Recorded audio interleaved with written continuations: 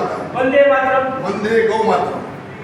વલ્લભભાઈ કથિરિયા સાહેબ, આપણે સૌરાષ્ટ્રમાં સૌ પ્રથમ વખત એશિયાનો ગૌટેક 2023 આપણે સંપૂર્ણ રીતે ખૂબ જ ઉત્સાહથી પૂર્ણ કર્યો અને આજે પૂનામાં પણ ગૌટેક 2026 પૂર્ણ કર્યો છે.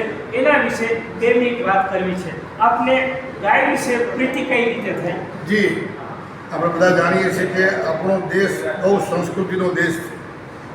ગાવો વિશ્વસ્ય માતાનો હક કહ્યું છે અને ગાયને સર્વ સુખદાયીની કહી છે, મંગલદાયીની, કલ્યાણકારી છે. પરંતુ એને વર્તમાન સમયમાં નવી પેઢી, અબાલ વૃદ્ધ બધા જ, અને ખાસ કરીને જે લોકો ગાય પ્રત્યે સુખ ધરાવે છે એમને પણ ગાયની મહત્તા, ગાયનું સાચું મહત્ત્વ આર્થિક રીતે, સામાજિક રીતે, આરોગ્યની દ્રષ્ટિએ, આ પર્યાવરણ રક્ષાની દ્રષ્ટિએ, કૃષિની દ્રષ્ટિએ, આવા અને અધ્યાત્મ એટલા બધા પાસાઓ છે કે જેને કારણે ગાયને એક આપણે દેવીનો દરજ્જો મળ્યો છે, માતાનો દરજ્જો મળ્યો છે. તો એને સમજાવવા માટે સમાજના બધા લોકોમાં એ માટેનું સાચું જ્ઞાન સમાજ પ્રસ્તુત થાય એ દ્રષ્ટિથી અમે ગૌટેક 2023 રાજકોટમાં દેશનો પ્રથમ પ્રયોગ કર્યો અને એના આધારે 2026માં ગૌટેક 2026 પૂનામાં કર્યું કે જેથી કરીને દેશના તમામ વર્ગના લોકોને વૈશ્વિક સ્તરે પૂના નગરી જે છે શિવાજી મહારાજની, છત્રપતિ શિવાજી મહારાજની ગૌપાલ પ્રતિપાલને એને તમે રાજકોટ પછી 2026માં કૃષિ યુનિવર્સિટીના મેદાનમાં આપણે કર્યું. તો અહીંયા કેટલા સ્ટોલો અંદાજે હતા, અંદાજે કયા કયા નવા ઉદ્યમો થયા અને કેવી રોજગારી માટેની જે તકો છે એની આપ વાત. જી, અહીંયા પૂનામાં એટલું સરસ વાતાવરણ રહ્યું કે 4 દિવસમાં 200થી વધારે સ્ટોલ હતા, સખી મંડળની બહેનો હતી, દેશભરમાંથી નવા આંતરપીઢીઓ કે ગાયના ગોબરમાંથી ચપ્પલ બનાવનારા, ઈંટ બનાવનારા, પેન્ટ બનાવનારા, પ્લાયવુડ બનાવનારા અને બાકીની માળાથી શરૂ કરીને બધા પેપર અને કપડું બનાવનારા, આવી અનેક વસ્તુ બનાવનારા પીઢીઓ ભેગા થયા હતા.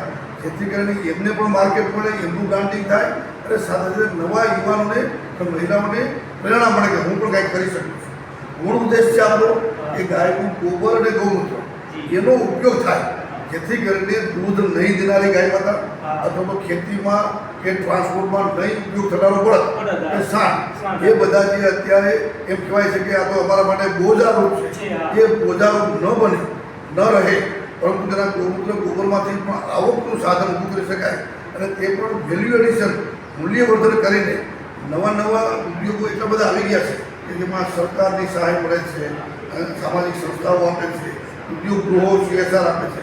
તો આ બધાનો એક ભાગનું મેળાવડો કરીને લોકો સમક્ષ પ્રસ્તુત કર્યો અને એને કારણે હજારો યુવાનોને પ્રેરણા મળે છે, હજારો કિસાનોને, ગૌશાળાઓને સ્વાવલંબી બનાવવા માટેની પ્રેરણા મળે છે અને એકબીજા કનેક્ટ થયા છે. ઉદ્યોગપતિઓ મોટા આવ્યા અને એમણે જોયું કે ભાઈ મારે પણ આ ગૌશાળાને મદદ કરવી જોઈએ, તો એ મશીનરી આપીને પ્રોડક્શન કરવા માટે થઈને તૈયાર થયા અને એ દ્વારા એ ગૌશાળા પણ સ્વાવલંબી થશે. કેટલા માર્કેટિંગ સેવા હતા એ ફક્ત ગૌમૂત્રોની ગોબરની પ્રોડક્ટ ખરીદીને એ પોતાનું માર્કેટ કરશે.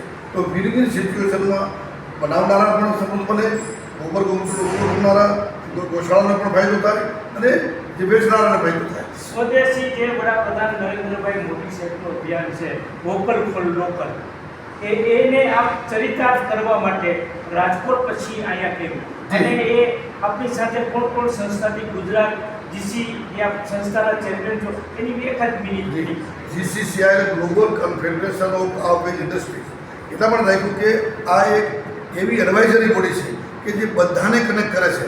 જેટલી સામાજિક સંસ્થાઓ, ધાર્મિક સંસ્થાઓ, ઉદ્યોગિક સંસ્થાઓ ગાય સાથે જોડાયેલી છે, એ ગૌ રક્ષક હોય, ગૌપાલક હોય, કૃષિકાર હોય કે ઉદ્યોગિકતાવાળા કોઈ આંતરપ્રિન્યોર, બધાને જોડવાનું કામ અને એક છત્ર રીતે લાવવાનું કામ આ GCCI કરી રહી છે.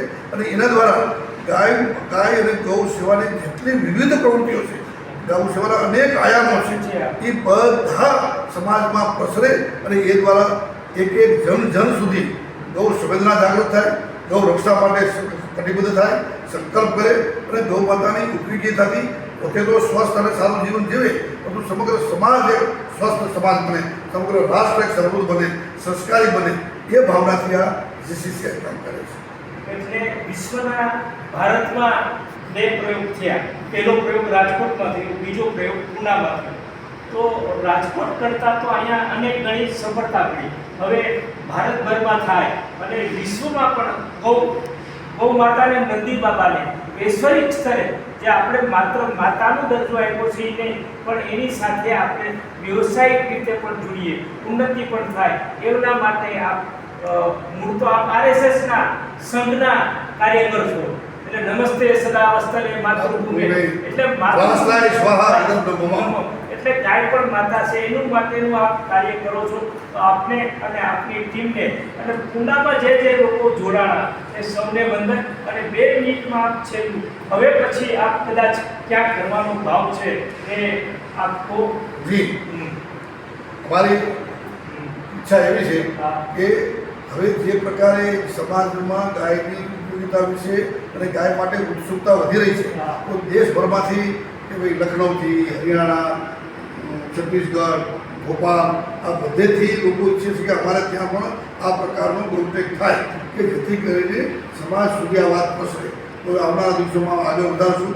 સરકાર લેવલે પણ સરકાર કઈ રીતે યોજનાઓ બનાવીને, પોતાની નીતિઓ ઘડીને, સ્કીમ બનાવીને આ ગૌ સેવાના વિષયને ઉદ્યમિતા સાથે જોડે, કે જેથી કરીને ગૌશાળાઓ સ્વાવલંબી બને, ગોપાલક આર્થિક રીતે સમૃદ્ધ થાય, ખેતીમાં ઓર્ગેનિક ફાર્મ દ્વારા ખેડૂત એ પ્રમાણે ખેતી કરે, અને યુવાનો, મહિલાઓ પોતાનો બિઝનેસ, પોતે નવા સ્ટાર્ટઅપ અને ગાય નથી રાખતા પણ કરી શકે એ માટે અનેક મોટી તક છે.